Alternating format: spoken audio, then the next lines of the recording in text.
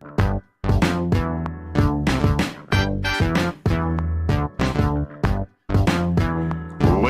and gentlemen, yes, this is your favorite show, Sports Unfolded, with your favorite hosts, Eric and Ron.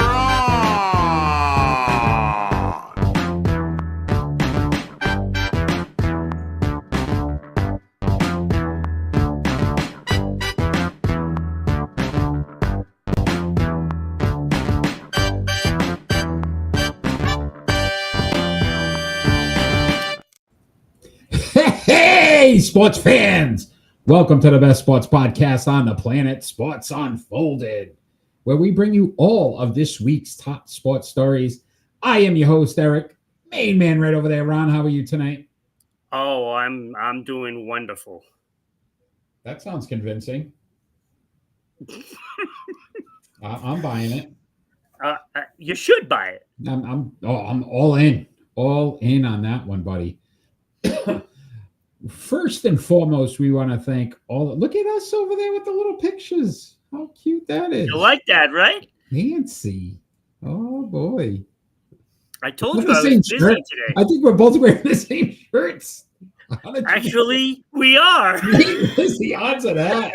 What? We are. We've never had different clothing ever on our show. So if you join black shirt, that is phenomenal. That wasn't even planned.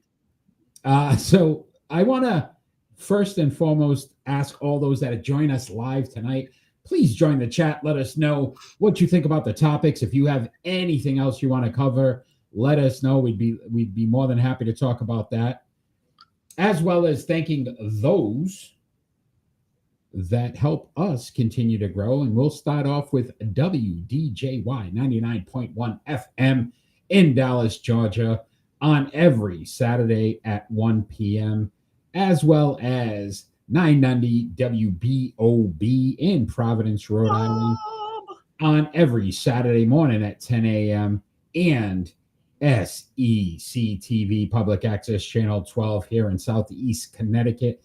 Thank you for putting us on every Tuesday night at 10 p.m. If you're watching or listening, join us live every Friday night at 6 p.m. Eastern Standard Time for the best sports podcast on the planet with these two dopes, and have some fun while we do it. I like the terminology being clowns. You like clowns instead? You'd rather be a clown? Yeah, I don't want to be dopes. Why? Because at least clowns, you can say we might know something. Uh-huh. But we're just too goofballs about it. Okay. All right. That's fair enough. Because dopes tells me that we don't know anything. I mean, there's sometimes, if you look at my predictions, I mean, your predictions are a bit bad. Yeah, it might be. I might not be too good. Might not be too good. So once again, if you are joining us live, please join the chat as we discuss our topics and let us know what you think. Ron, you ready to kick this party off? Oh, absolutely. All right. Let's get it started. Let's get it started. And yeah, all right, easy. All right. We are talking on our leadoff story about the Los Angeles Dodgers, who have fallen to second place in the NL West. Is it time to panic in LA? Remember before the trade deadline, we were talking about this? Winners and losers, right? And we said, imagine if they fall out of first place. Right. They really didn't do anything at the deadline. They didn't do anything to strengthen the team. Now, ratchet injuries, bullpen, starting pitching, probably the LA Dodgers. Who the LA Dodgers? Trying to do it and do the show at the same time is not easy for me. The old LA Dodgers. That was before they moved to LA. But I will say this. I think that since July, 15-20 overall, their bullpen is 0-4 in the month of August. They have 3 blown saves, which is 1 more than they actually have for saves. So you've got to start to worry about that. They're falling apart everywhere. So it's not just the bats, it's the pitching. The Padres have come alive in a massive series this weekend. for the Dodgers here while they're going to play the Padres in a 3-game series. So I'd start to panic a little bit if I'm in LA. Oh, I would too, because it's not going to get any easier. Because look, we don't know what they're really made of this season. And, we all know that they had timely hitting, in the postseason. Freeman was a special player, especially in that World Series. Mookie Betts was, Mookie Betts, but he's not Mookie Betts this year. He's having a down year as he's had injury problems and he's had Freeman as well. Yeah. issues, so this is a very vulnerable team. And if they do actually start panicking, they're going to start making mistakes, whether it's losing their train of thought up at the plate or, just trying to push an issue to catch up, honestly, what I'm most worried about too is Ohtani here and had his worst outing as a pitcher this season with the Dodgers. Is he going to push himself a little too hard? Now this causes possible injury to him. Again, you're asking him to do, double duties when it comes to batting and pitching. So your best player currently is going to probably get burned out as well. And it's probably at the worst possible time when you're going against the Padres this weekend and you're trying to make sure that you can keep a hold on this NL West race. We go through this every year in every sport, Eric. It is hard to repeat these days in any sport.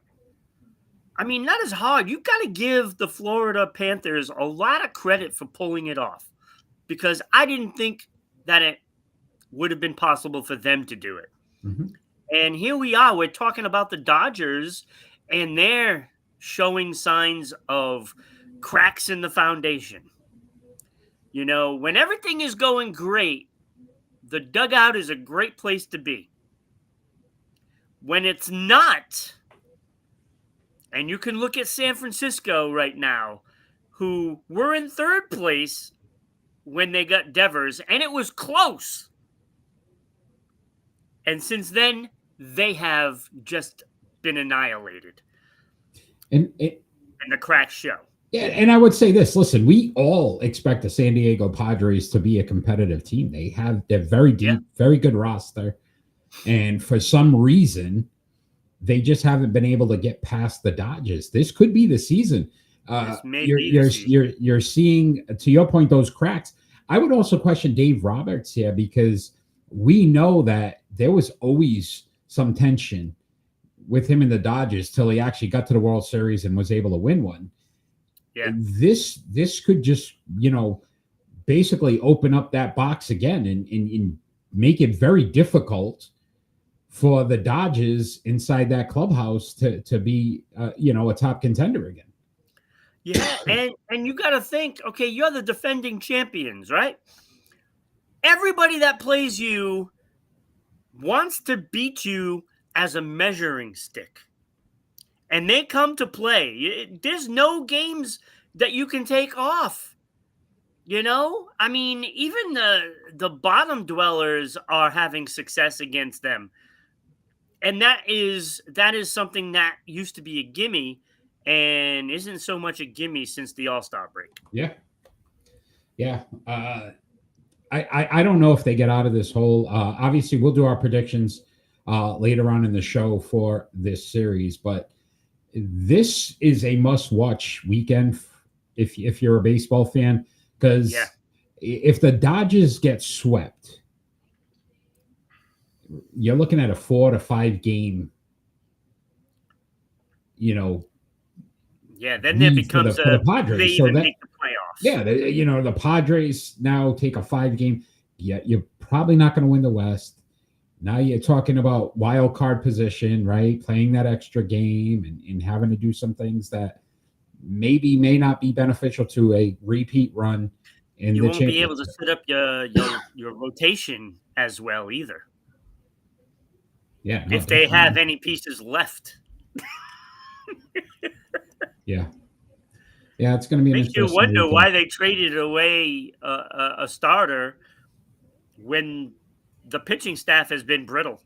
Yeah, you gotta look at the general manager there too, because definitely going to be something that will probably get discussed Yeah. if they don't make the postseason, or again not make it back to the World Series, because there was definitely some questionable moves.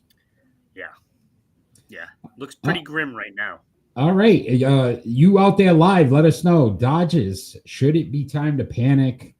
What's your thoughts on that? And anything else in baseball? We will have another baseball story later on in the show.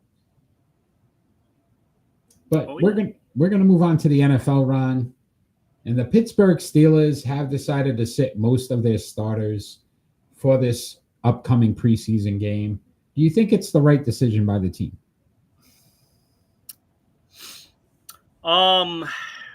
Well, not for that offensive line.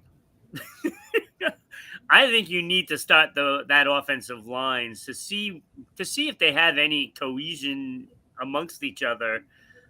You have 3 young players that are starting on their offensive line, and that could be a glaring hole for them. I mean, Rodgers, if he gets hit, he's not, a 27-year-old. Yeah, and I think that's where I'm conflicted, because I truly think normally you wouldn't want to start your first team in the second preseason game, but I also feel like Rodgers came in late to this camp. They're still trying to work through the offense, right? You picked up DK Metcalf, Jalen Warren, Pat Fairmouth. Like, these guys haven't worked. Yeah, they haven't worked together. So I start to question, if you're sitting them out and you're really going to find out what they are week 1.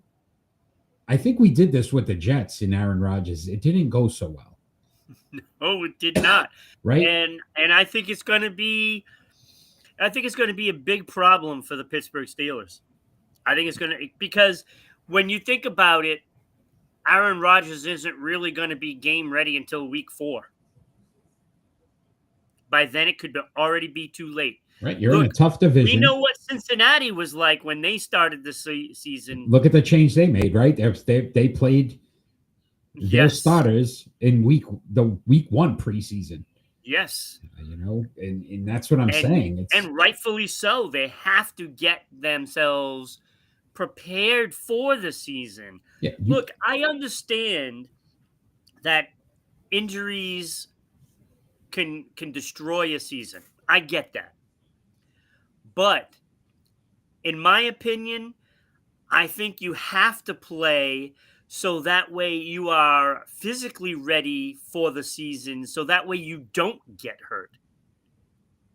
Yeah, I think you have to be in game shape by then. Yeah, you can't match game speed in practice. No. You can't match the cohesiveness of an offensive coordinator with his quarterback and how they call the plays and what they're looking at the same time until game time decisions.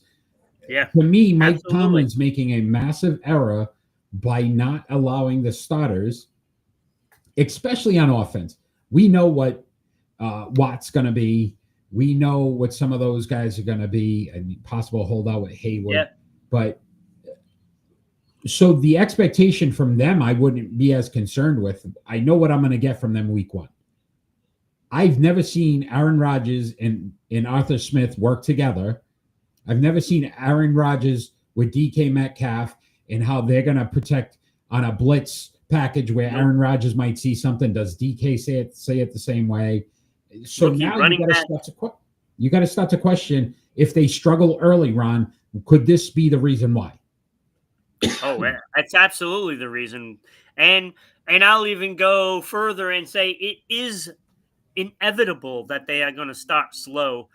And I would not be surprised if they go at least 0-2 to start.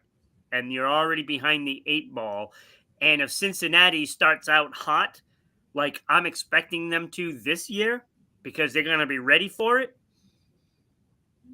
they're in trouble. In Baltimore, right? Oh, yeah, I'm not worried about Baltimore at all. You know, between having Lamar Jackson and having some great pieces on defense, some great offensive weapons, and a coach that knows what the hell he's doing, you know. And I'm not saying Mike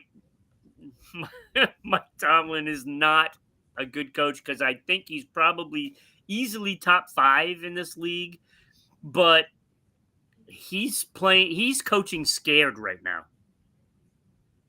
And he's got to make a decision. Gee, if I hold them out, it could hurt our start. If I play them, they could get hurt. You know, what do you do? And to me, that's coaching scared, because he's worried about having a job at the end of the year, which he shouldn't, because if he gets fired, he's going to find a new home rather quickly. Yeah, so I would look at first 5 games of the season. This might bode well for them.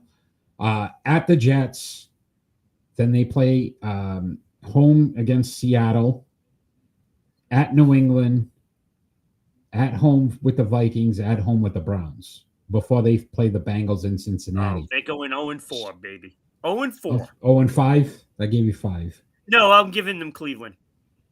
So 1-4, 1-4, 1-4. But they're going to start 0-4. So you're okay. All right. Look, you got to think. All right, they're playing the Jets first, right? You don't think the Jets are pissed off? Justin Fields probably has a little bit of a chip on his shoulder from them letting him go. Absolutely, because you got to look. Where did Aaron Rodgers play last year? The Jets. You don't think that defense is coming for his head? Yeah. Actually, You're they both quarterbacks rolling around on the field. Yeah, both quarterbacks flip-flopped, right? Yeah.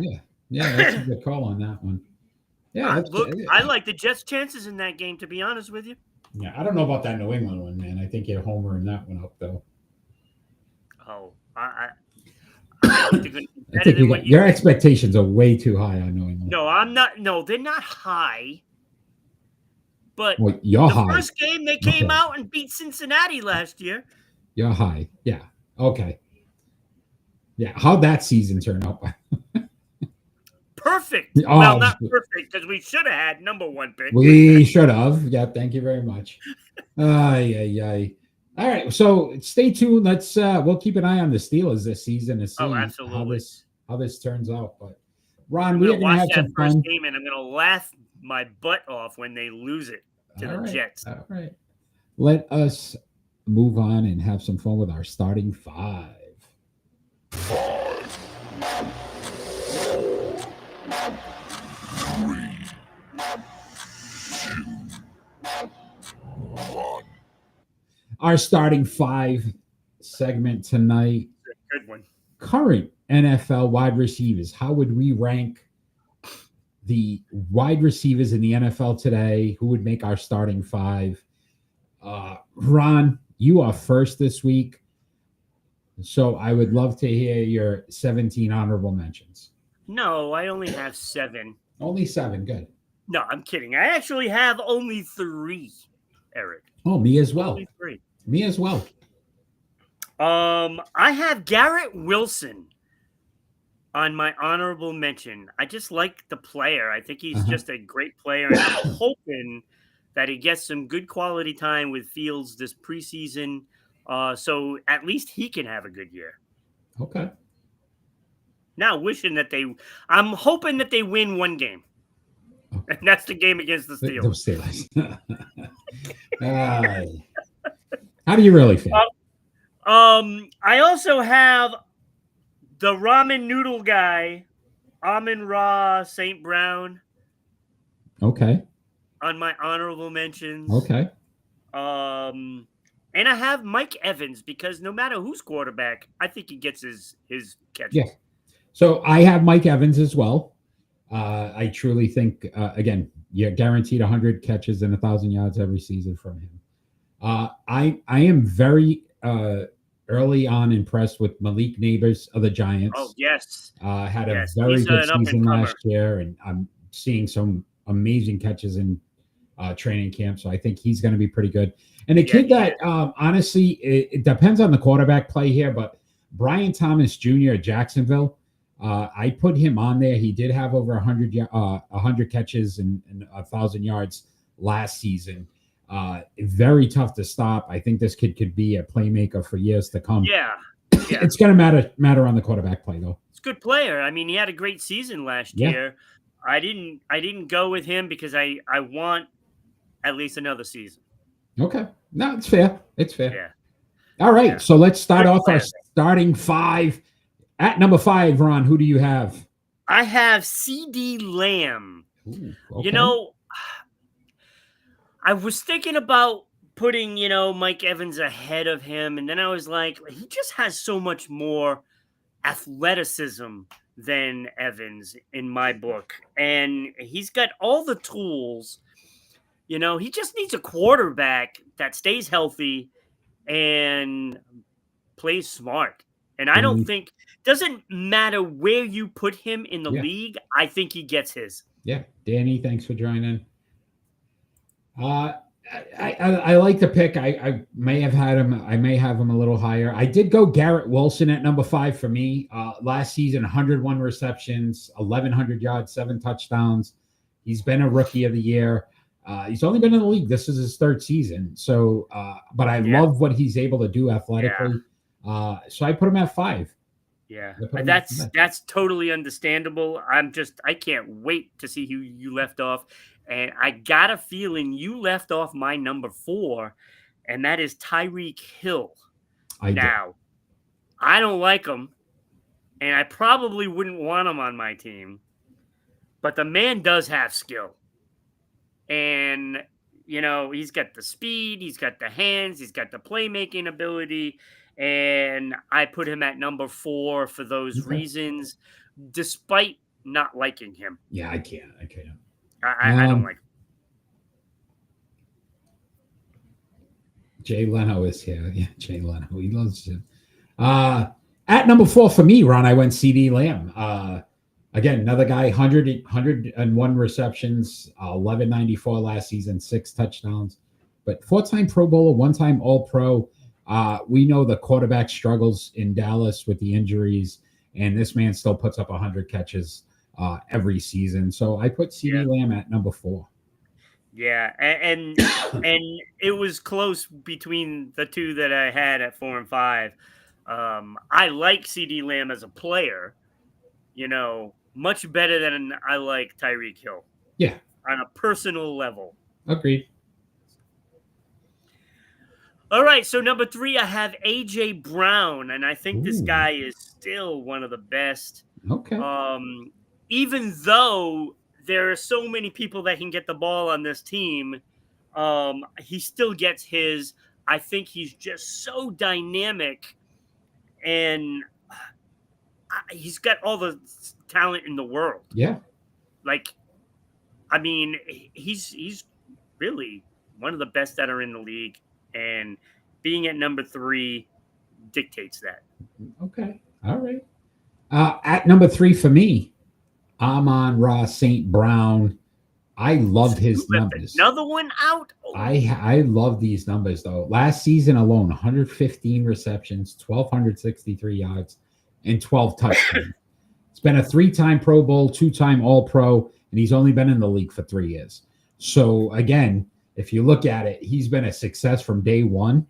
Yeah. And I think Jared Goff would not be Jared Goff without this kid. So I put him at number 3. You left off probably A.J. Brown. I did. I do not have A.J. Brown or Tyreek Hill. Because I think our top 2 are the same, too. I would be it's pretty safe to say that both of those guys, I would think. But who do you have at number 2, Ron? At number 2, I have Justin Jefferson. And I look at it this way. This guy is going to make catches. He had Darnold last year. Yeah. Come on. Like really? Was it Darnold or was it this guy catching the ball that made him look good? I mean, 100%. This guy makes everybody look good. Yeah. Eric, you could be the quarterback of Minnesota and you'll have success because all you have to do is just throw it up. And if Justin Jefferson can make the catch, he's going to make you look good. Manny, thanks for joining. CD Lamb would run you over Eric. Yeah, I'm not saying I'm complimenting CD Lamb. I put him at number 4. I gave him I'm on. So at number 2 for me as well, Ron. Justin Jefferson, I agree. Listen, 4-time Pro Bowler, 2-time All-Pro, Offensive Player of the Year. Last season, 103 receptions with Sam Darnold, 1,533 yards. That's ridiculous. In 10 touchdowns. I love Jefferson. I think he is a talent, to your point, can make anybody. I think J.J. McCarthy's lucky to have him because I think he's going to make him look pretty good too. Yeah, he is. But that leaves us at number 1 in our starting 5. And it's the same guy you have. I would hope so. Let's see. Jamar Chase Chase. Wow, he's so good. JJ. Uh, is nasty, better than CD Lamb and I'm yeah, we had JJ at number 2. CD Lamb, I had at 4. I think you had him at 5, Ron. Yeah, I don't. Right? Eric will be the water boy quarterback. Mama said nobody will mess with me. That nobody. Mama did say. But Jamar Chase, to your point, such a talent. Last season, Ron, 127 receptions, 1,708 yards, 17 touchdowns. And you're going to get at least that this year. Yeah. Look, who knows what'll happen, but Joe Burrow is definitely coming in focused. And Jamar Chase is just going to reap the benefits of all of that. You could have 2 guys that get 1,500 yards this year. Yeah. Listen. So I think Eric just froze. So, but look, Jamar Chase is just Cincinnati such a super talent. I think on a minute. And when you get a guy that dynamic that can pretty much do everything, if you handed the ball off to this guy, he's going to make plays and he's going to be able to score touchdowns as a running back, let alone as a receiver. I think we can get, so much offense out of this guy.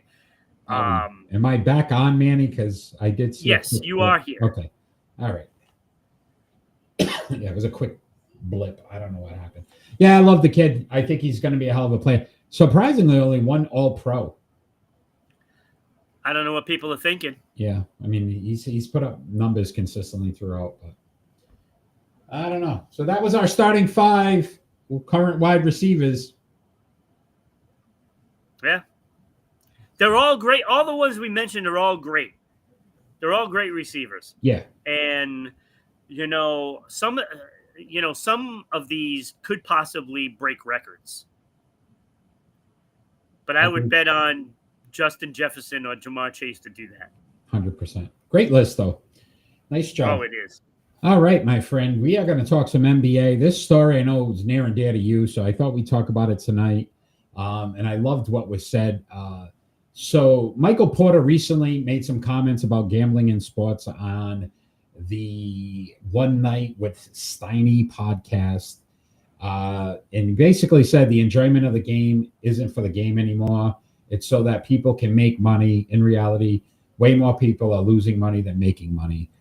So your thoughts on Michael Porter's comments, and then also thinking about his brother, who was banned permanently from the NBA for gambling and a gambling incident that happened with his brother. Yeah, look, there's no secret here for me. I've been saying this for the past couple of years, at least, about this gambling problem that is climbing, and it's just so easy especially for an average player or a fringe minor leaguer to go to that dark side and throw a game, because it's going to happen if it hasn't already. Agreed. And Manny's trying to tear at my heart. Julian Edelman, no one will be as better as Edelman. I don't know about that, but Jules came up clutch. I will give you that one, Manny. Jules came up clutch when needed. Yeah. But yeah, no, I agree with you 100%, Ron. For the first time when I heard it, I started to think about this aspect of it. Even to watch a game today, they give you the betting lines.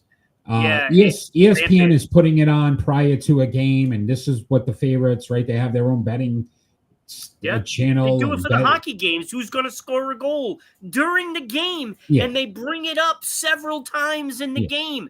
Bruins do it, all the time. It's. I've had it up to here.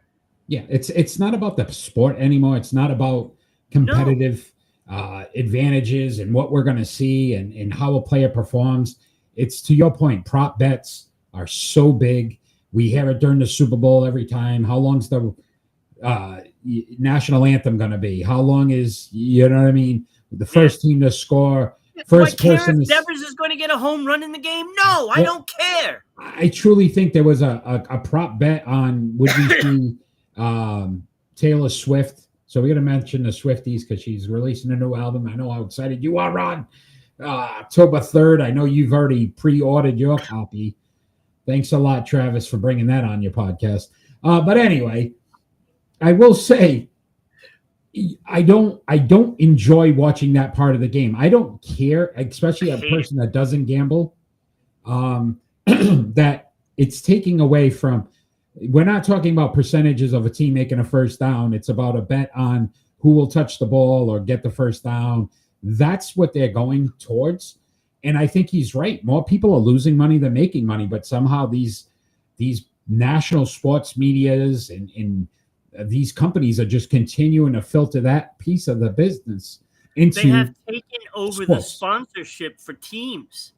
And this is a problem because look, it's bad enough to see the face of a sport like Wayne Gretzky promoting gambling.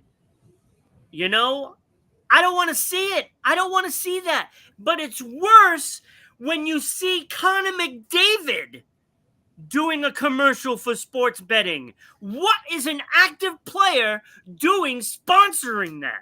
It is absurd, and it is a problem that is going to blow up in all these sports faces, and I'll be the one standing there saying, I told you so. Yeah. The problem is, though, Ron, to your point, there's millions upon millions of dollars, and this will never end now. They've allowed it to creep into the sport, and you sit back, and we've argued about this a million times, but you can allow Pete Rose to not be in the Hall of Fame in Major League Baseball, but at the same time now you're on every 5 minutes during a broadcast talking about prop bets, talking about who's favored in the game, talking about the final outcome of the score and who can win big by place your bet now.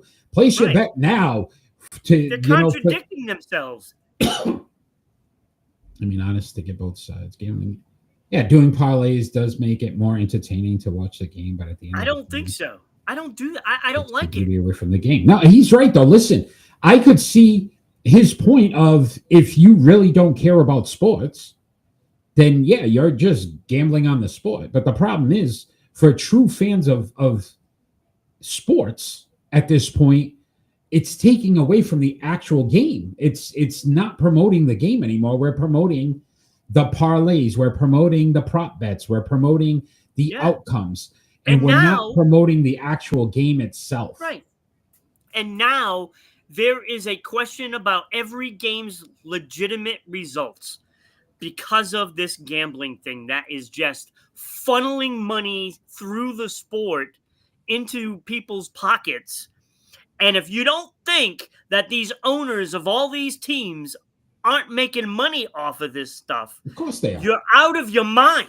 Arizona, I think they have an actual facility in the stadium during the game where you can just go, whatever it is, one of those, and place bets while the game's happening. It's just gotten to the point where you want to regulate things, but then you keep increasing. It's like, I don't want, somebody's on a diet and, you're just bringing them salad and all of a sudden it's like, here's a piece of cake. Here's some cookies. And you keep bringing it in. Eventually, unfortunately, that person's probably going to break and just. So you don't want these athletes. Yeah, you don't want these athletes, these referees, these ownership team to gamble, but you keep throwing it in their face. And what ends up happening is, what do you think their boys are doing that are struggling in the street? Some of these people come from very low income, bad neighborhoods, bad areas, and their friends never get out of that. And what happens when their friends need 20,000? Hey, man, missed that free throw in the third quarter. I got a prop bet on you. Do you think blood sometimes, in that, the bonds between friends and family sometimes are stronger than anything you're going to have with a team? Absolutely. And this is why you continue to see these things happen. Yeah, it's going to be something that is going to crush one of these sports. It's going to crush it. Look, I mean, we see it all the time in all these sports. There's always the small players that get busted, right? Yeah. It's going to be a big one. Let me ask you this, and again, this is not me accusing anyone of being a gambling, because I wouldn't. I don't know. I would never know. Patrick Mahomes. Let's just say, do we take away the championships for the Kansas City Chiefs? Does that start to become the reality of where they're going to be? And that's what I say when you think about taking away from the game. Is it going to take something like that before people really realize, like, wow, this is serious? Look, we just saw what happened with Michigan, right? Michigan today, over $30 million in fines. What do we say? Jim Harbaugh can't come back for like 12 years now if you ever wanted to coach. But and that was just some sign stealing. That wasn't even gambling. I mean, it's going to happen where somebody's going to win a national championship or an NBA title or a Super Bowl or a Stanley Cup, and you're going to find out they placed a bet. Then what happens? Yeah. Gambling is obviously taken over. And again, it becomes a question of legitimacy for these sports, right? How many times do we talk about, the Kansas City Chiefs getting calls? Are they really there? Is it really happening? Is somebody doing it on purpose, manipulating the sport? It's possible. Nobody's going to do an investigation because they don't want that. Yeah. Yeah, and Manny said it right. We're not worrying about who scores a goal, who's hitting a home run. Like, it doesn't matter. And you could probably blame a little bit of this on fantasy football. That was always a thing, and people used to be in leagues that spent a lot of money, but it wasn't to the degree where you were worried about somebody throwing a game. Like, I don't think it ever got to a point where you're like, hey, I got you in my fantasy football league. Make sure you don't fumble because I'll get minus point. Like, I don't think that would have happened as much as, hey, if you fumble in the third quarter, I placed a prop bet now that gets me 30,000. I've always thought of, all these referees and umpires. And we saw it. They are doing this in their leagues. Why? Well, they're fans of the sport, aren't they? Now, don't they have favorite teams?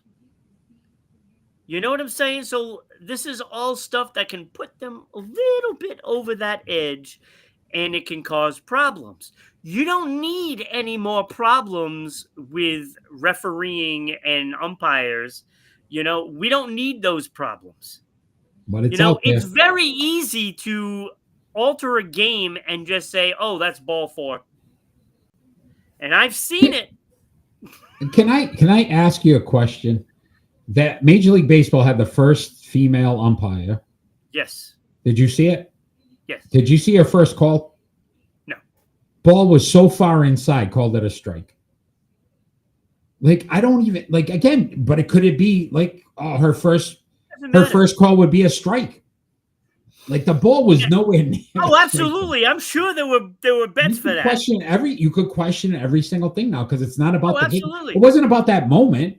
Because then people now start to look at this piece and say, hey, is he right, Michael Porter Jr.? Maybe there was a prop bet on what her first call would be. Would it be a ball or a strike? I'm sure there was. And guess what? But next year it'll be automatic balls and strikes system, and we won't have to worry about all these bad calls. But, I saw one in a game I was watching last week, and it was right down the middle, and I'm like, where the hell did that miss? I don't even remember the game. I think it was a Yankee game I was watching. But think about this. Could you alter a computer to make call? Like, there's so many variables now that you'd have to worry about. Yeah. I'm just proud of Michael Porter Jr. for bringing this up. Yeah. With the fact that his brother and what happened with his brother, you think he'd want to stay as far away from this? But he's almost telling, like, listen, this is probably why my brother did what he did, because it just got to a point where his brother wasn't at the same level and wasn't going to make the money, and had friends that were, basically enticing him to make a little more money than he was making in the NBA. Exactly. It doesn't take much of a push to knock you over the edge, right? Yeah. Mm-hmm. You do it every week on the show with me. All right, Ron. With that great discussion, Manny, great feedback on I think Manny gambles a little bit. I'm not saying he has, but I know I think he does, so he might be able to understand it even more than we do, because we don't gamble at all. But great insight, Manny. We appreciate that. Say why. We appreciate that. All right, Ron, it is time for split decisions.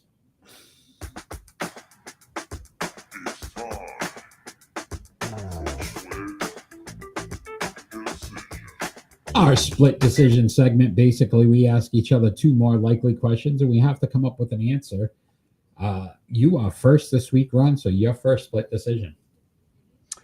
Okay, so I will start it out with baseball.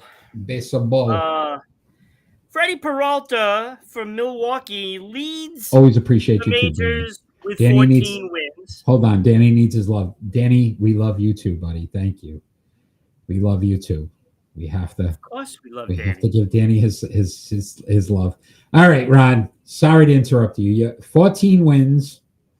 14 wins, leads the majors for wins for Freddie Peralta. Who is more likely to get to 20 wins first? Okay, 20 wins first. Will it be Crochet from Boston, Rodon from New York Yankees, Fried from the New York Yankees, or Freddie Peralta from Milwaukee? I'm going Peralta from Milwaukee, because that team's just on fire. They are pitching. Their pitching's great. Their hitting's great. We're going to talk about them soon. But I just listen. The Yankees are up and down. I don't trust them. And the same thing with the Red Sox. The Red Sox go on a streak and then come back down to earth. And I think Crochet had a bad outing his last outing. So and again, I don't think the bats are alive enough in Boston or New York to keep either pitcher or either three of those pitchers alive long enough. Whereas Milwaukee, you could see them being able to hit him. Do you think any of them are going to hit 20? Yeah, I truly think Milwaukee. Danny says none, but I think Milwaukee. Peralta, I think that team's legit. I really do, and that's 6 wins. I mean, he's probably got 8 or 9 starts left. I could see him winning 6 of those. So, no, good question. Okay. All right, Ron, your first split decision. We just talked about NFL receivers. Which NFL wide receiver is more likely to reach 1,000 yards receiving this season? Darnell Mooney, who had 992 last season. DK Metcalf, who had 992 last season. Or Puka Nacua, who had 990 yards last season. Who's more likely to get 1,000 yards? I'm going to go with Puka. You just wanted to say First of all, he has like one of the best names in NFL. That's what I say. You just wanted to say Puka. Puka Nacua. Darnell Mooney, man. He needed 8 yards. He's got a good name too. But Mooney in the bank. Puka Shorty, Nacua, what you drink. Come on. He's going to get there. Yeah. Even Easily. Because they don't have Cooper Kupp, right? So no Stafford. No Stafford. He'll be back. He's practicing. Did he's going with Puka. Puka Nakua. Good choice, Okay. Danny. That's a great choice. All right, Ron. Your second split decision. Go on Puka Nakua. Second of three. I got a bonus one for you. Oh boy, here we go with the. Okay. All right, which tight end more likely will have more receiving yards this season? Bowers from Las Vegas, Kittle from San Francisco, Kelsey from KC, or Pitts from Atlanta? Who will have more? I'm going to take Kelsey out. I don't think. Listen, Taylor Swift 12th album tour, October 3rd. Everyone, please go out and get it because it's on his podcast. So Come on, I know stop promoting it. I know where he's focused. The show. That's his focus right now. So I don't think it's Kelsey. At least hashtag Swifties. I'm not hashtagging nothing. Let me ask you this though. That leaves Kittles. I don't think it's Kittles either. Because Kittles, to me, San Francisco, I don't think. There you go. Kittles, I can't see you lose Debo. They're still a little beat up. I don't know. I don't trust them. So then that leaves me with who's the first? You have Bowers and Pitts. And I like Bowers, but I'm questioning a quarterback play there. I think Pitts is going to take a serious jump this year. So your question was who has more yards? Yes, who has more yards, Pitts. not receptions. Yeah, Pitts. I would go with Pitts. I think he's going to have a really good season. I think the NFL speed, I think he's okay now. I think he first came in. The hype wasn't as real. But I think he'll be all right. Good question, though. Good question. Good. Hey, that's for Atlanta out there. That's it. Yes. Our Atlantonians. I still don't think that's the right thing, but Atlanteans? Kittle. Danny thinks Kittle. I mean, I don't know. I think what else do they have? Ayuk's hurt. He's hurt. I don't think he's back for the first 4 or 5 weeks. Who gets the ball thrown to him a lot, which means that takes away from Kittles. And everybody's going to focus on Kittles because he's their only legit wide receiver. Anyway, Atlanta has Darnell Mooney. All right. With that, Ron, let's ask you an NHL question. Which Boston Bruins player is more likely to have 50-plus points this season? Or next season, obviously. Pavel Zacha, who had 47, or Elias Lindholm, who had 47. Which player is more likely to get to 50-plus? Well, Lindholm could not play as bad as he did last year. So I will go with Lindholm just because there's got to be an improvement, right? And they're going to force him to be on Pasta's line. So by default, it's got to be him. Pavel Zacha might not even be on the team when the season starts. Ooh, there's an insider. So okay. He's Breaking been news. all over trade talks. Breaking news. Okay. All right. So you think Zacha might get traded before? He might get traded. Okay. It'll be him and a prospect, and they'll bring in a winger that can score some goals, and then won't because he'll be hurt. I like it. I like the way you're thinking. I see where you're going, buddy. All right. So there's a bonus split decision? A bonus split decision. All right. And I started thinking about this because it is conceivable at this point. You sounded like from Princess Bride. Inconceivable. That's good. I like that. You were like, it's conceivable. Okay. Which team is more likely to win the AFC West? Ooh. Other than Kansas City. So saying Kansas City if they were not available. Okay, got it. Right. So that The leaves me Los with Angeles Chargers, Denver Mhm. Broncos, or Las Vegas Raiders. Who do you think would be taking over that spot if Kansas City does not win the division? Listen, Vegas. I don't think the Raiders are for real. I think that'd be okay. Well, they're in the division, so I had to include them. No, I get it. Pete Carroll's a good coach, but I just don't see the enough talent there to do it. I like Denver, but I think the Chargers are a more well-built team. Like I see more pieces on the Chargers defensively, although one of their players has got I don't know weapons charges now. And Denver's they lost a very good defensive and they lost their best offensive tackle, but they can run the ball, they can throw the ball. Denver, Bo Nix, again, you said it before. I want to see more. Like it was year one, and so I would side towards Herbert and the Chargers.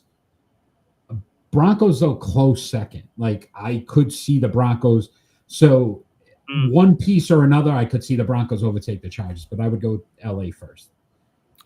Imagine if Kansas City came in third. Yeah, I don't think they're there yet. I think they'll still win the division, but in a hopeful world, yeah. I mean, oh, I had to throw that out there. That was a good one. Ron, more likely to get more wins this season. Ready for this one? Oh, God. Bill Belichick at North Carolina or Mike Vrabel in New England? Who gets more wins? You want a bonus? I gave you a bonus. Who gets more wins, Ron?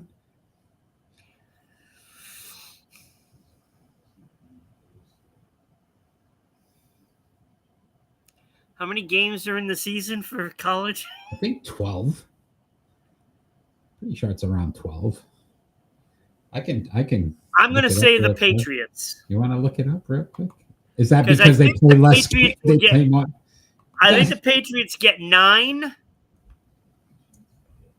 and I think North Carolina Patriots get 9. Yes. Did you just say 9? Yes, 9. 9. What's in that cup? Because good stuff, I'm sure. I think so. What do they got here? 1. I think they're gonna get 9. 3, 4, 5, 6, 7, 8, 9, 10. Oh, Seymour. Hold on. Seymour. I think North Carolina will get 8, which is really good for them. Yeah, it might be 1, 2, 3, 4, 5. Oh no. 1, 2, 3, 4, 5, 6, through the Patriots schedule now, aren't you? 7, 8, 9, 10, 11, 12. Yeah, 12 games in college. No, I was just making sure I was right there. Yeah. Yeah, I think they go 8-4, which is really good. They start off against the TCU Horned Frogs, also known as Ron's nickname, the Horned Frog. What was the question? Who gets more wins, Bill Belichick or Mike Vrabel this season, Danny? Who gets more wins? Bill Belichick. I think the Patriots can win 9 games. You're off. There's no way. Yeah. I don't. Now you're gonna make me look that up too. They have an easy schedule. It don't matter. An easy schedule. Think about the games that the Patriots lost that they shouldn't have. They're still not. All right. Be better. You're making me do this right now. All right, Ron. Bring up that schedule. Come on. I'm doing it right now. Hold on. Danny thinks Bill Belichick. Okay. All right. Danny thinks that he's going to get 10 wins. Week 1, Raiders. Win. All right. Week 2, Dolphins. Win. Wait, where is it? I'm pretty sure it's in New England. Team up top is home. All right. Let me see. Hold on. I'll tell you right now. Well, I think they split with the Dolphins and the Jets. It is in Miami. Yep. So they'll lose that one. All right. Because they never win that. All right. Pittsburgh Steelers. Win. at home. Okay. Carolina Panthers. Win. All right. In Buffalo. Loss. In New Orleans. Win. In Tennessee. Win. Browns at home. Win. Falcons at home. Loss. Buccaneers in Tampa. Loss. Jets on the road. Loss. Bengals at home. Loss. It's too late for them. Okay. All You right. need them game one. Yes. Giants in New Win. York. Then they finally have a bye. Holy cow. Buffalo at home. Loss. Ravens on the road. Loss. Jets on the road. Loss. And Dolphins Win. at home. So I don't think you got to 10. Yeah, I might not have. Yeah. So I don't think they get to 10. But okay. All right. At Let's least move now on. we know, right? So All I'm right. going Bill Belichick. All right. Oh, quickly the tides have turned. Yes. All right. Yes. Oh, Danny, hashtag you're right. Swifties, even on kick. All right. Let's talk some NHL, Ron.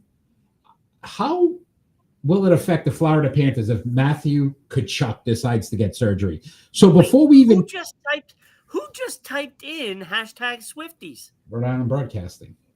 Yeah, that's me. I didn't type anything.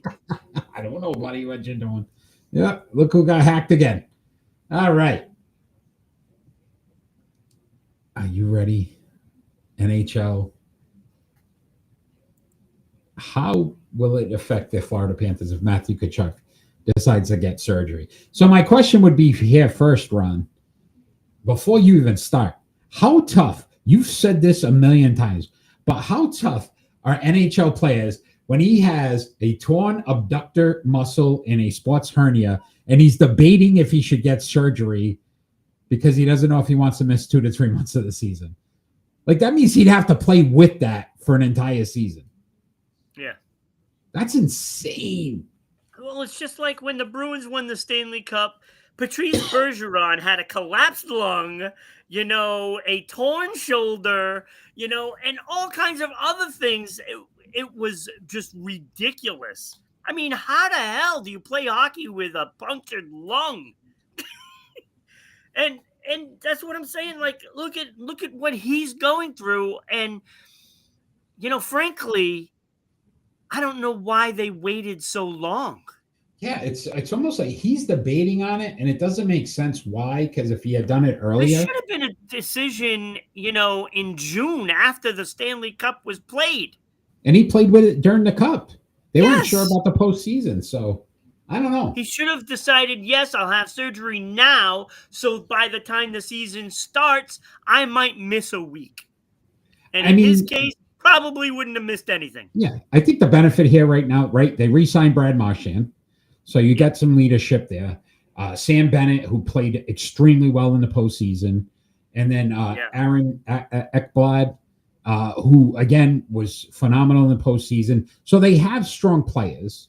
Yeah. We know they're good between the pipes, right? They've proven that now. I mean, it could affect him, but then you think about this. If he's out for 2 to 3 months, a well-rested Matthew Tkachuk heading into the postseason, this might be a better scenario for the Florida Panthers than if he decided to get surgery early and was available week or game one. Yeah, they're going to be fine. Right? I think so. 52 games last year, 22 goals, 35 assists. It was a -3, though. But in the postseason, 8 goals, 15 assists, a +7. I mean, he just tore it up in the postseason. He's a hell of a player. Who's better, Ron? Like, Sam Bennett was out of this world. Out of this world good in the postseason. Like, he emerged as the guy that should be on everybody's shopping list. And then you look at how great Brad Marchand was in the postseason as well. They had the best two players, non-goaltender in the postseason. The best two players. Then when you want to throw the goaltender in it, they had the best goaltender in the playoffs. Yeah. I mean, and then, a little behind, maybe a couple other players might have been better in the postseason. Maybe. Matthew Tkachuk with who's that. Better? Between Brady, Matthew, and Keith. Which is crazy, right? He was better. Right? But Matthew's starting to make a name for himself. And I think Brady is the second best. Wow, that's crazy. That's insane. That's intense. Because Brady plays like his father. Matthew Tkachuk, and look, no offense to Matthew Tkachuk, he's all bark and then runs away most of the time. Ooh. That's the fact. Oh! But he's very effective on what he does. He gets under the skin. He's like Brad Marchand, but he's not very willing to fight. Keith Tkachuk brought that toughness, brought that intensity, and he could score like most players can't do. Like he was a pure goal scorer, and he was ridiculously good. And Brady Tkachuk is out of that mold, but he's being wasted in Ottawa. Yeah. Come to Boston. Ron, I just realized that we didn't cover Major League Baseball, so we're going to move backwards here and talk a little Major League Baseball. Do you think the Milwaukee Brewers are a legit contender for the World Series this season? Can they win it all, Ron?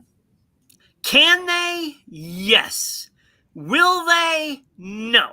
Wow. And it is just simply because they don't have that player that is going to step up in the postseason. Like, these guys are all good. They're all good, right? Pitching staff. But you don't have that guy. Remember when they had CC Sabathia? Mm-hmm. Oh, my God. That was the coming out party for CC Sabathia, because that postseason run that he made was absolutely incredible. They don't have that guy. And they could be good, but when you're going into the playoffs and you got players that can do it, the Dodgers, say what you want about how they're collapsing. That is fine, but if they make the playoffs, they're dangerous because you got guys like Ohtani, you have guys like Freeman, and you have guys like Mookie Betts. Mookie Betts not having a great year, but he does come up big. He just got a game-winning home run the other day. So, look, they have those guys. You have Philadelphia. Look, Harper is a clutch player. And I agree. Milwaukee doesn't have that guy. Milwaukee doesn't have it. So I don't think they can get through that gauntlet because you still have San Diego in the mix. And, and the Mets, who knows with the Mets, right? I don't think they have the guy either. But Pete Alonso could be the guy. Yeah, so I want to agree with you, but at the same time, best record in Major League Baseball, right? 76-44. Currently on a 12-game winning streak. Second overall in batting average, Ron. So 0.59, 259 batting average, right? So the whole team hits. It's not one guy, it's everyone. ERA is third in Major League Baseball at a 3.59. They're second in stolen bases, so they run the bases well, right? Creates havoc. Yep. You get on base, there's a good chance they can make some noise. Fifth overall in hits, 1,053. Number one in point differential, Ron. So they're not winning games everything like 1-0. Points to them winning, right? Yeah. Everything Second points in to runs, them coming out of the National League. Yeah, third in runs allowed. I think it's because they have collectively good players. Yeah. And it's a more of a team. And I think in the postseason, sometimes, especially in baseball, that is an opportunity where, again, now, if you shut down a Mookie Betts or a Shohei Ohtani, the Dodgers seem to fall apart, right? The Mets, They were hot. I'm not worried about the Dodgers, to be honest with you. Right? The Padres, I'd maybe. be worried about the Phillies. And Phillies. Those are the two teams I feel have the best shot to beat Milwaukee. But I could see Milwaukee coming out of the National League. The Phillies have those guys that can get it done. They're great guys. And, you don't have to hit 300 in the postseason. It's when you hit them. Yeah. And they got those guys. And what they do have, they have those pitchers that can shut you down. And they have done it in the postseason before. So I like Philadelphia's chances more than Milwaukee's. Milwaukee can win it all. They can. They can. But I don't think they will because they don't have that. It'd be a good story, though, right? Yeah, be a fun story. I'd like to see him do it. All right, Ron, we're going to move on. I wanted to get this story in. We're going to move on and continue with this baseball talk with our pick and roll. It's time for Pick and Roll. Our pick and roll segment tonight, 1992, 33 years ago. Catch My Fall.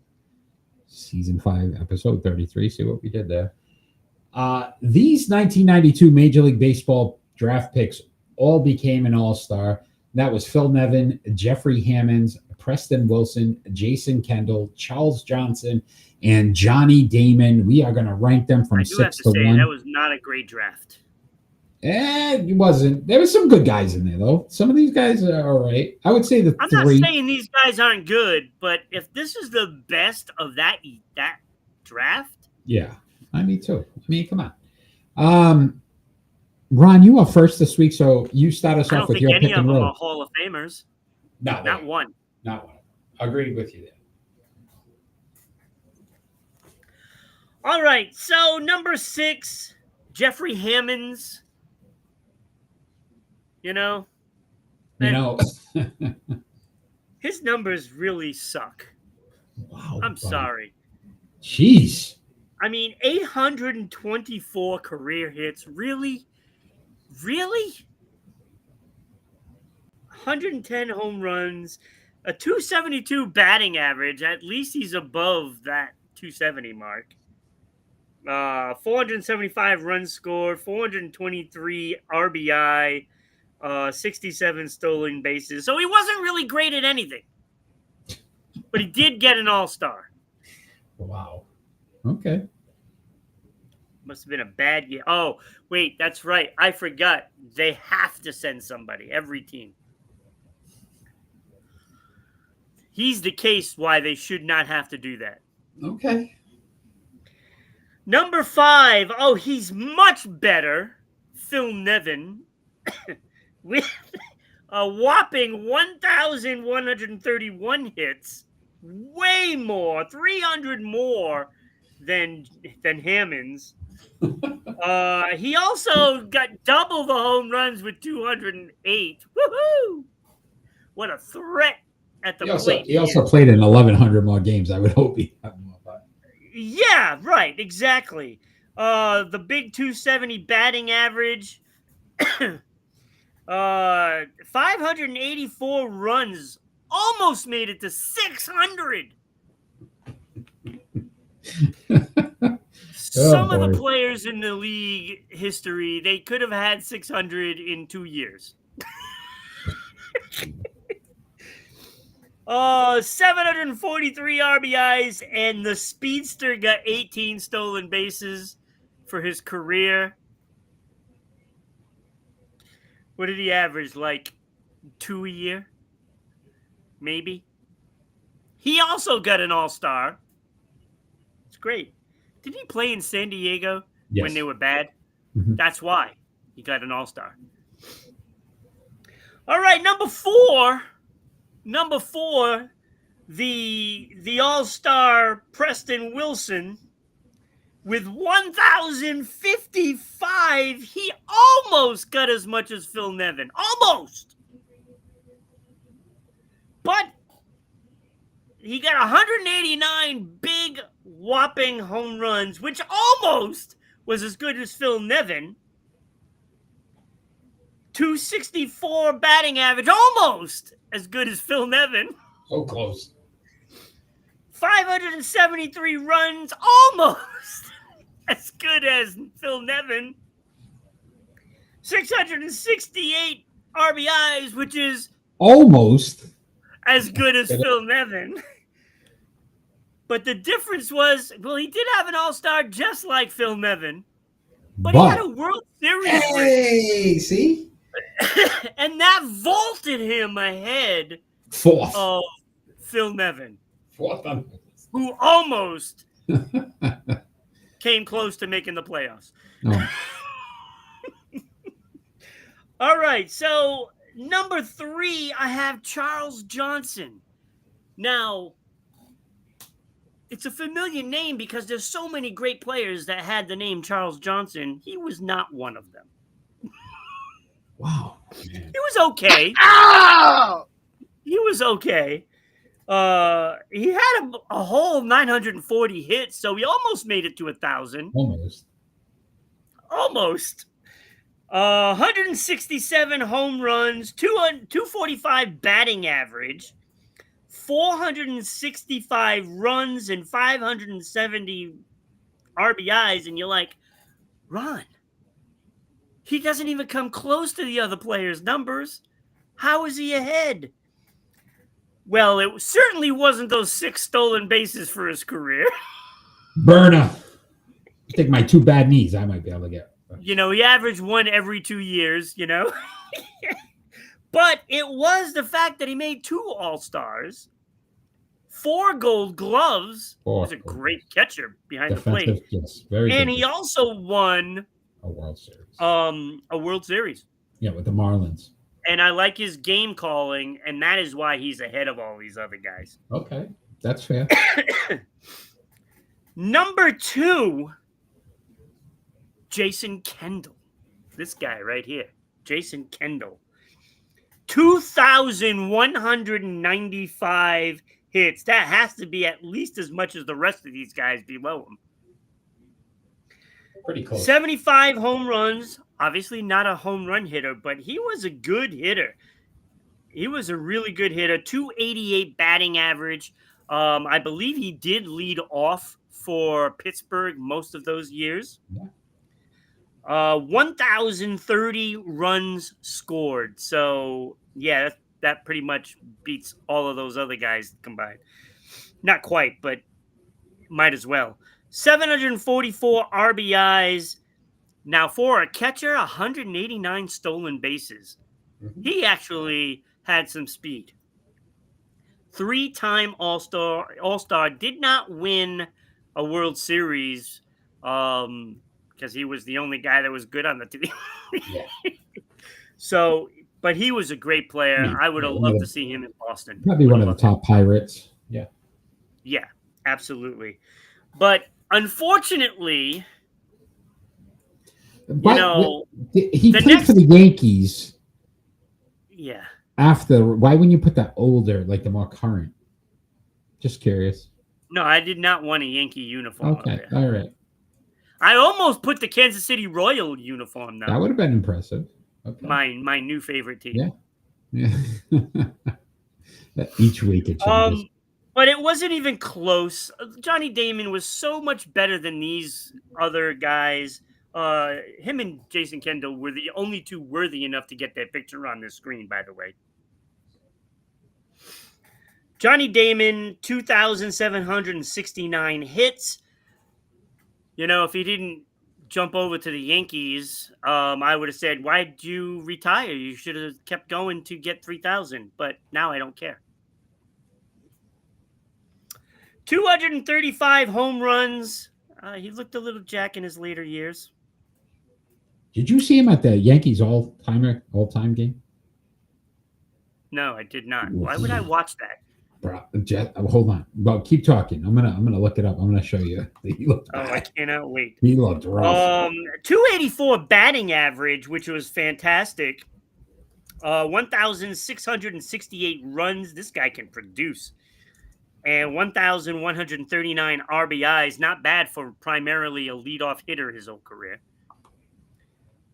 408 stolen bases. Could you imagine him today, with the bases now and the way things are?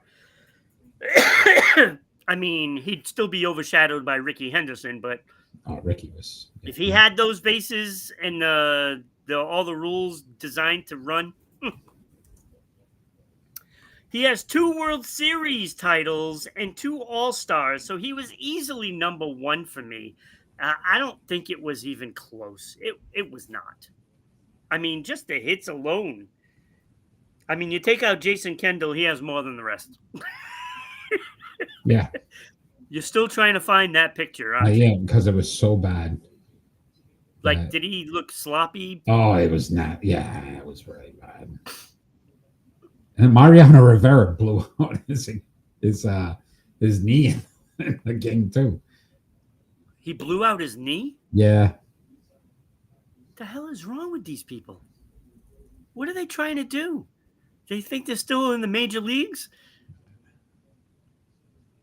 Mariano Rivera's church isn't doing so well. Oh no.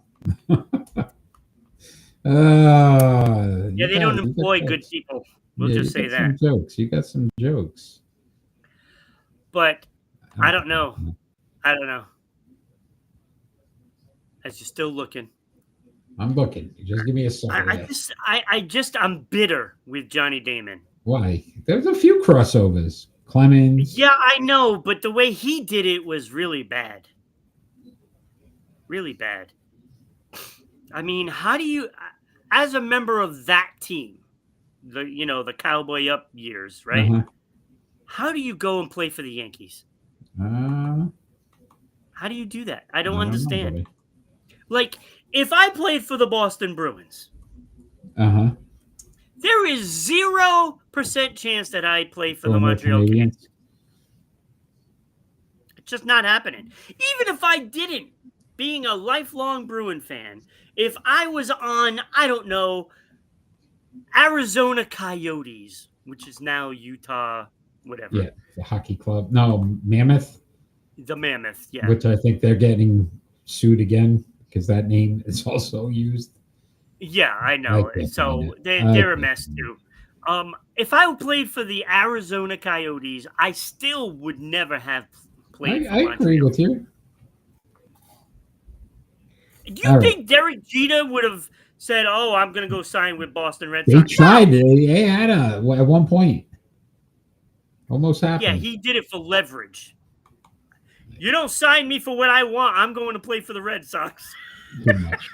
All right, Ron, I'm going to give you one of these for your pick and roll. You nailed it. I'm not even going to repeat it. I will say Kendall, Johnny Damon, definitely. Charles Johnson, though, very good defensively. So you got to give him credit for that. Very good defensive player. Yes. Yeah, the other 3 guys, like you said, they had one good season. They had a good season in there, or good enough to make it. But no, very good. When you have a bad team and they got to send somebody, usually they just dump a relief pitcher, but they didn't have anybody good then either. That's fair. That is fair. Do you want to discuss the Hall of Fame, Ron? Do I want to discuss it? Yeah, sure. So we got some new inductees into the Sports Unfolded Hall of Fame. We want to congratulate Cheryl Swoops and Deion Sanders, who are now members of the Sports Unfolded Hall of Fame. Congratulations. We'll see Swoops' name on that middle box right under Cynthia Cooper. I didn't put her on there? And then Deion Sanders is on the NFL one already. Yes, he is. Yeah. Oh, right under Barry Sanders. So I think because of the space, I think the Cheryl Swoops is hiding. Oh, well, we're going to get her on there. But well, congratulations to both of those athletes on their induction into the Sports Unfolded Hall of Fame. Check out the Sports Unfolded website so you can see all of their accolades and all the members there as well. But it is time for new voting. The polls are currently open on the Sports Unfolded Sports Poll page on Facebook. So cast your vote for one of these Olympians to be inducted into the Sports Unfolded Hall of Fame. Mark Spitz, Jenny Thompson, Matt Biondi. Remember Slaventla, Biondi? Yeah. Beyond DC. Beyond DC. Slavetna, Oh yeah, Sletvana, Ramashina, and that's not bad. Ramashina, Ryan Lochte. Ryan Lochte. Lochte. So those athletes, as well as, I'm not a name guy, man. I'm the first to admit it. NHL, we got Paul Coffey, Ray Ray Bark, Bouquet. Ray Bouquet, or Ray Bark, depending on who you want. Doug Wilson, Larry Murphy, and Phil Housley. So some great athletes all the way across the board. Go to the Sports Unfolded Sports Poll page on Facebook today. Cast your vote to help induct one of them as the next member. Those are tough Sports because Unfolded. they're great players. Yes, they are. Yes, they are. All right, Ron. It is prediction time. Before we get into our predictions, why don't you bring up the chart here? Oh boy, it is official. I am under 50%, which is a first in Sports Unfolded history, as well as your continued dominance in the NASCAR. Danny, you're tied with Eric. Yeah, I don't know if that's a good thing, Danny. Yeah, James. So I had an error last week in one of the soccer games. So he actually got a win last week because I had put the wrong week for one of the soccer matches. So James, even without picking, got a win. How did he get a win? Because the week before he picked the team that won. This week I had put the wrong date. So with that, Ron, it is time to make some predictions. We are going to start off with that massive series in Major League Baseball, the San Diego Padres at the Los Angeles Dodgers. This is a 3-game set starting tonight. I have San Diego bringing out the hammers to put those nails in the coffin. Ooh. All right, Eminem. San Diego wins the series. I don't know if you know that diss, but that was against Benzino. Rest in peace. Nail in the coffin was Eminem's diss on Benzino. Anyway, I went with the Dodgers here because every time the San Diego Padres or the Giants had an opportunity to move past the Dodgers, they seem to falter. Not when they've played each other. This is not the first time the Dodgers. So I'm going Dodgers here. 3-game set. All right. Also on August 18th in Major League Baseball, we've got the Houston Astros at the Detroit Tigers. Again, 2 first-place teams. Detroit's kind of figured things back out. They're playing some better baseball. Houston did beat the Red Sox this last series, but I also feel Detroit at home, much better at home than on the road. I went Detroit. Yeah, I'm going Houston Astros. I think they're a better team. I think they have a better all-around staff. So I'm going to take Houston. Okay. All right. I don't think we have anybody live now to chime in. So there's a lot of people watching. In a shocker, tomorrow, the New York Liberty at the Minnesota Lynx. I know we haven't said, we literally did this game last week, except it was Minnesota at New York. So I think we did it the week before. They play every week, these teams. Who do you have? I'm going to go Minnesota at home. Yeah, a change of pace, buddy, because you usually go Liberty every time with that. Yeah, I know. I went Minnesota as well, who's beaten them the last 2 times they've played. I think they have the number. New York actually in second place now. The Dream actually went and pushed ahead of them for first place. So with that, on the 19th round, we have the Atlanta Dream at the Las Vegas Aces. Aces are starting to play some better basketball. They're actually 5 games over 500. They're starting to really, Becky Hammonds, I think, really put the screws and tighten them to that team. So I'm going Vegas here. I'm going Vegas at home. Yeah, I went Vegas as well. I think they're turning a corner, but now they know how how dire they need these wins.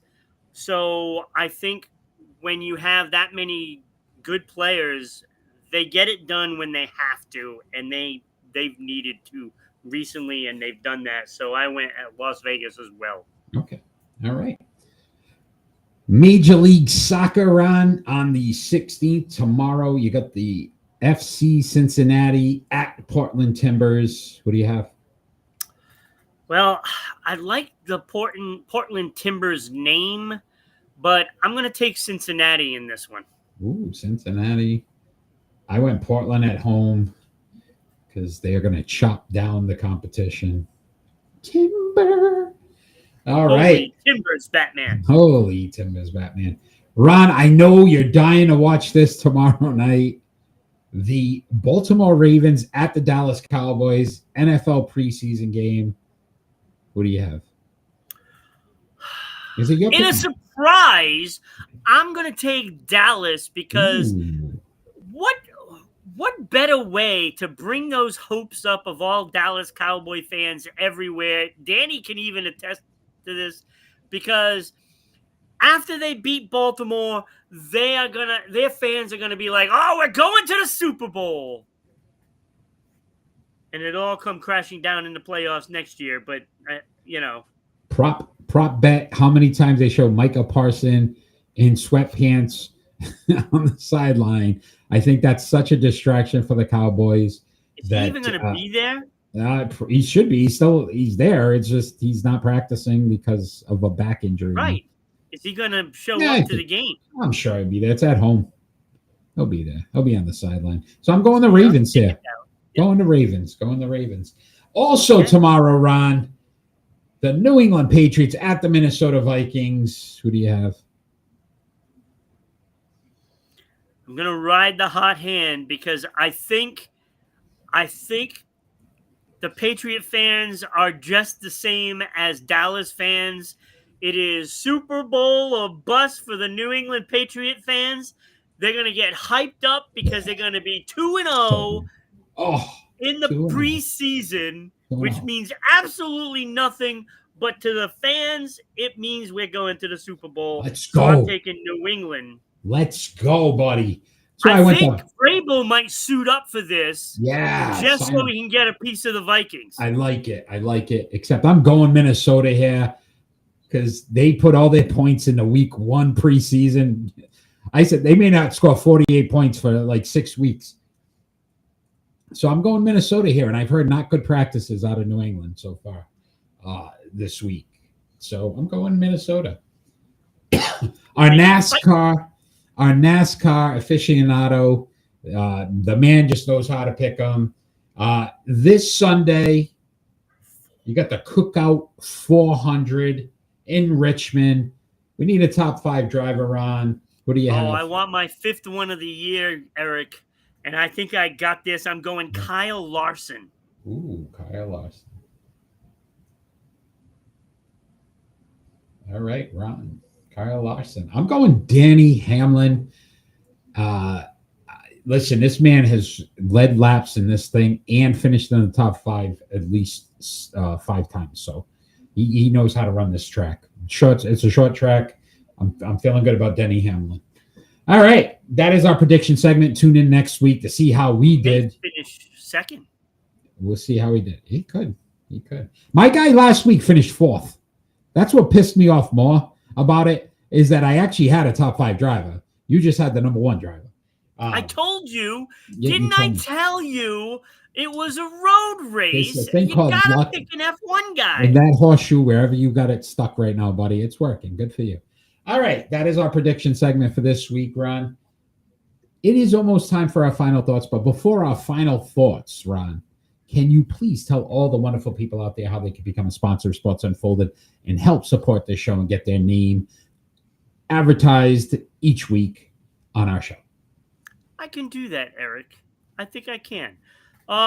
Look, to sponsor the show, your ad will be here. We will read the ad. So not only will people see it, but it will be heard on the audio version for Spotify, Red Circle, iHeartRadio, and on TuneIn, and many more. So send us an email at ribroadcasting.media@gmail.com. We can send you out the media kit, and it'll tell you how to get your ad, like right up there, or even down here. It could be surrounding us. Surrounding us. I will say this, not only visually, you will see your ad will be seen. He did mention it on all those platforms, Ron. Could you bring those up? All these different audio platforms that we currently are on. Oh, wait a minute. Oh, not that one. Not that one, buddy. This. Yeah, that. Listen to that Red Circle, Spotify, TuneIn, iHeartRadio. You didn't change anything. What do you mean? I'm still on the sponsor of the show. I can't see you. There we go. There it is. What are you looking at? Spotify, TuneIn. What's the other one there? iHeart. So many different audio platforms. Red Circle. Red Circle, you can actually donate, Eric. People can donate on Red Circle.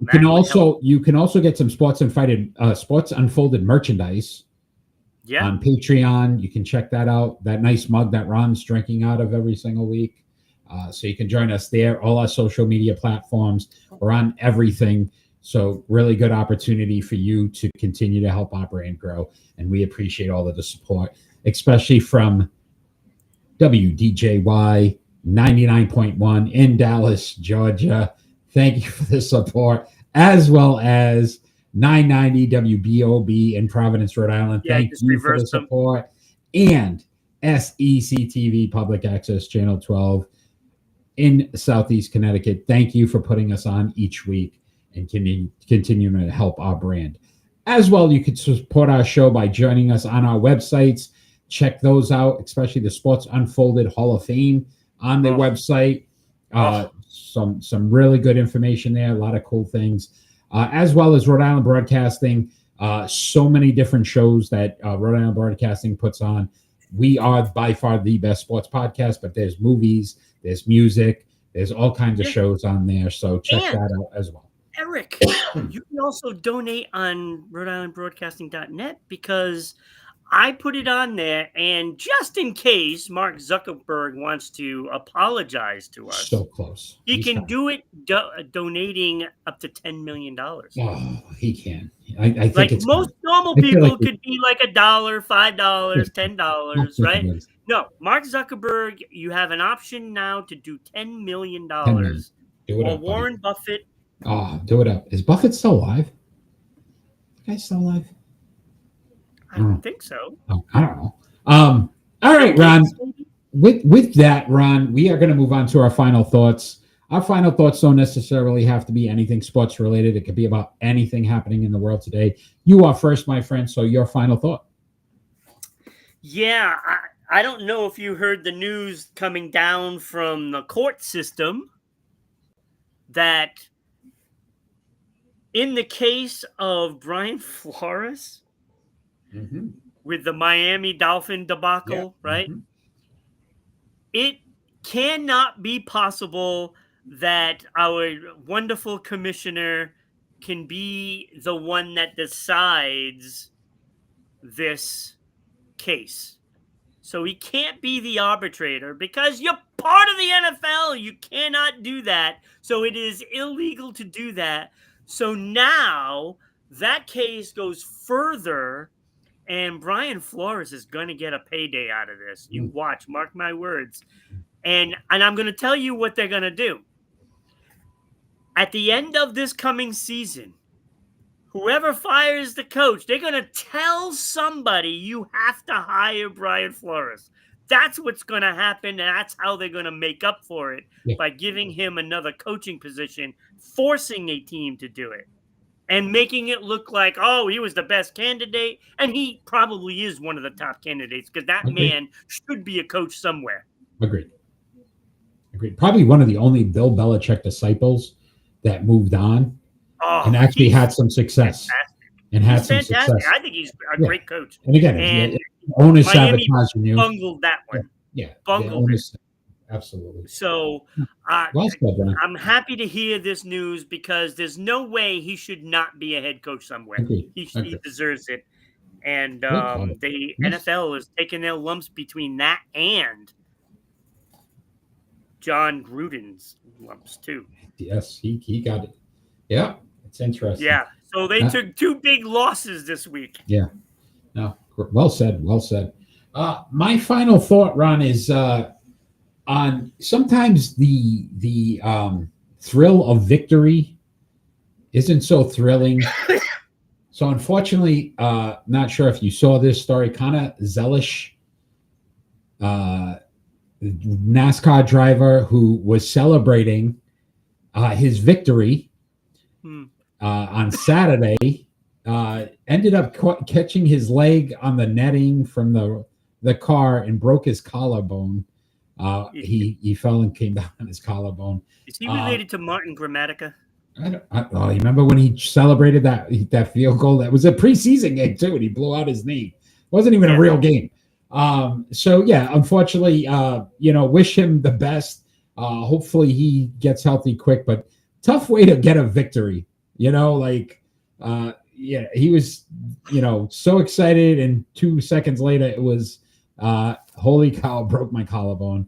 But that's my final thought. Wishing him well. Hopefully he gets better because everybody knows him now. Everybody saw that highlight. Yeah, I mean it goes down in infamy, right? Yeah. All these the butt fumbles. Yeah, like it'll never go away. That'll be replaying for 10 years now. Yeah. Unless somebody else does it. But this has been a fun show tonight, Ron. I want to thank you. I want to thank all those that joined us live. Danny, Manny, guys are awesome. Thank you for joining tonight. If you are watching us afterwards, please like, share, follow our show. Tell your friends about it. Tell them to join us every Friday night at 6 p.m. Eastern Standard Time for the best sports podcast on the planet, Sports Unfolded. We will be here. We hope you are too. Ron, thank you again for your time tonight. And all we ever ask for every single show is that we finally get peace on earth. Have a great night, everybody. Take care.